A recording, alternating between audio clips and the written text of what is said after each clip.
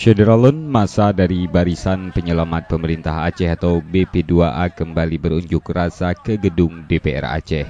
Seperti sebelumnya, mereka mendesak Gubernur Aceh, Zaini Abdullah, mundur dari jabatannya. Dewan juga didesak mengevaluasi pemerintah Aceh di bawah kepemimpinan Zaini Abdullah. Desakan lainnya adalah pemerintah Aceh untuk membentuk tim khusus dalam meneruskan keputusan yang telah menghasilkan kesepakatan butir-butir MOU Helsinki. Pada demo kali ketiga BP2A itu, masa diterima oleh Harun, Ketua Fraksi Partai Aceh di Dewan Perwakilan Rakyat Aceh.